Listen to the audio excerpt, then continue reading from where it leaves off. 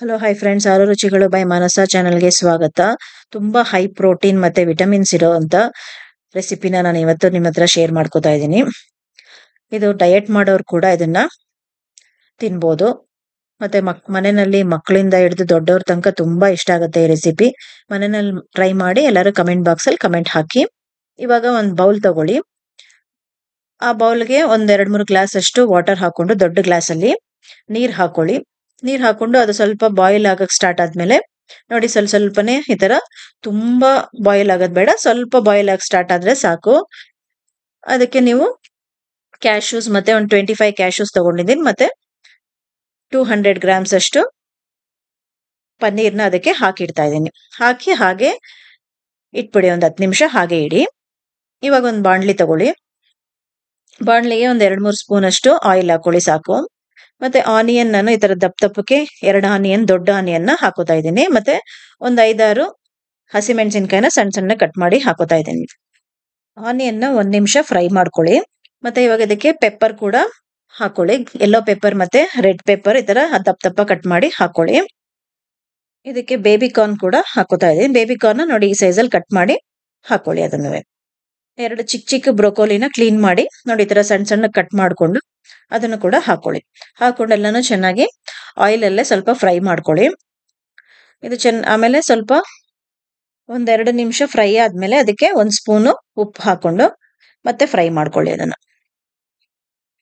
ಒಂದ್ ಸ್ವಲ್ಪ ಚೆನ್ನಾಗಿ ಫ್ರೈ ಆದ್ಮೇಲೆ ಇದಕ್ ಬೇಕು ಅಂದ್ರೆ ಒಂದ್ ಸ್ವಲ್ಪ ನೀರ್ ಕೂಡ ನೀವು ಮೇಲ್ಗಡೆ ಹಾಕೋಬಹುದು. ತುಂಬಾ ಜಾಸ್ತಿ ಬೇಡ, ಸ್ವಲ್ಪ ನೀರ್ ಹಾಕೊಂಡು ಫ್ರೈ ಮಾಡ್ಕೊಳ್ಳಿ.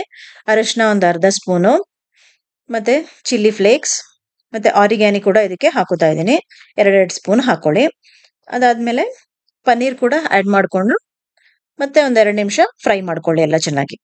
ನೋಡಿ ಈ ತರ ಚೆನ್ನಾಗೆಲ್ಲ ಫ್ರೈ ಮಾಡ್ಕೊಂಡು ಚಿಲ್ಲಿ ಪೌಡರ್, ಖಾರ ಸಾಕಾಗ್ಲಿಲ್ಲ ಅಂದ್ರೆ ನಿಮ್ಗೆ ಮೇಲ್ಗಡೆ 1 ಸ್ಪೂನ್ ಚಿಲ್ಲಿ ಪೌಡರ್ ಕೂಡ ಹಾಕೊಳ್ಳಿ. ನೋಡಿ ಈ ತರ ಒಂದ್ 1/4 ಭಾಗ ಫ್ರೈ ಆಗಿದ್ರೆ ಸಾಕು. ಸ್ವಲ್ಪ ಕ್ರಂಚಿ ಆಗಿದ್ರೆ ಚೆನ್ನಾಗಿರುತ್ತೆ ವೆಜಿಟೇಬಲ್ಸ್. ಇವಾಗ ನೋಡಿ ಇದೆಲ್ಲ ಸಾಫ್ಟ್ ಆಗಿ, ನೋಡಿ ಎಷ್ಟು ಸಾಫ್ಟ್ ಆಗಿ ಪನ್ನೀರ್ ಆಗಿದೆ. ಇವಾಗ ನೀರು ಕೂಡ ಸ್ವಲ್ಪ ತಣ್ಣಗಾಗಿದೆ, ಅದರಿಂದ ಅದನ್ನ ತೆಗೆದ್ಬಿಟ್ಟು ಕ್ಯಾಶು ಕೂಡ ಸಾಫ್ಟ್ ಆಗಿದೆ. ಇವಾಗ ಕ್ಯಾಶುನೆಲ್ಲ ಮತ್ತೆ ಪನ್ನೀರ್ನ ಎರಡನ್ನು ಮಿಕ್ಸಿ ಜಾರ್ಗೆ ಹಾಕೊಳ್ಳಿ. ಪನ್ನೀರ್ನ ಹಾಗೆ ಹಸಿ ಪನ್ನೀರ್ನ ಮಯೋನೀಸ್ಗೆ ಯೂಸ್ ಮಾಡೋ ಬದಲು ಈ ತರ ಹಾಟ್ ವಾಟರ್ಗೆ ಹಾಕೊಂಡು ಅದು ಸ್ವಲ್ಪ ಸಾಫ್ಟ್ ಆದ್ಮೇಲೆ ಯೂಸ್ ಮಾಡ್ಕೊಂಡ್ರೆ ತುಂಬಾ ಟೇಸ್ಟಿ ಆಗಿರುತ್ತೆ ಮಯೋನೀಸ್ ತಿನ್ನೋದಕ್ಕೆ.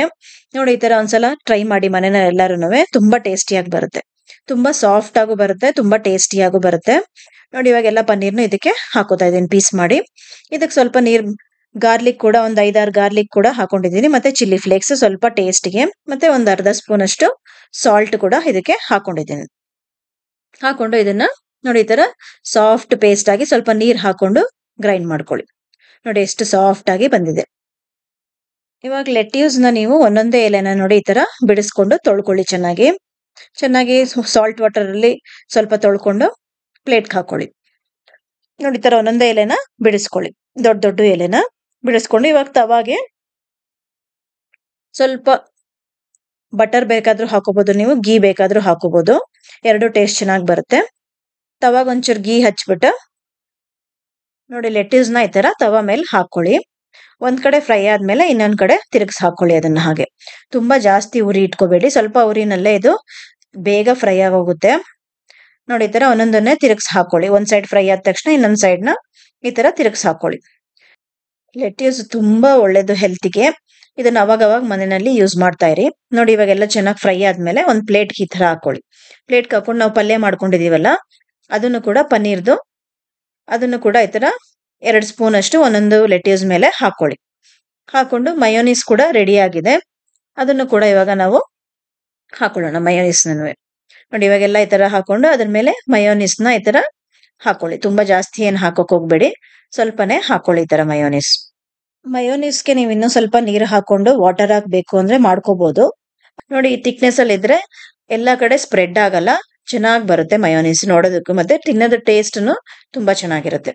ನೋಡಿ ಇವಾಗ ಎಷ್ಟು ಕಲರ್ಫುಲ್ ಆಗಿ ಚೆನ್ನಾಗಿ ಬಂದಿದೆ. Very healthy and tasty recipe ready ಆಗಿದೆ. ಇವಾಗ ಮನೆಯಲ್ಲಿ ಎಲ್ಲರೂ ಒಂದ್ಸಲ ಟ್ರೈ ಮಾಡಿ ಕಮೆಂಟ್ ಬಾಕ್ಸ್ ಅಲ್ಲಿ ಕಮೆಂಟ್ ಹಾಕಿ. ಹಾಗೆ ನನ್ನ ಚಾನೆಲ್ ನ ಸಬ್ಸ್ಕ್ರೈಬ್ ಮಾಡದೇ ಇರೋರು ಇವಾಗಲೇ ಸಬ್ಸ್ಕ್ರೈಬ್ ಮಾಡ್ಕೊಳ್ಳಿ ಫ್ರೆಂಡ್ಸ್. ಹಾಗೆ ಬೆಲ್ ಐಕಾನ್ ಕೂಡ ಪ್ರೆಸ್ ಮಾಡಿ, ನನ್ನ ಹೊಸ ರೆಸಿಪಿಗಳ ನೋಟಿಫಿಕೇಶನ್ ನಿಮ್ಗೆ ಬರುತ್ತೆ. Thank you friends.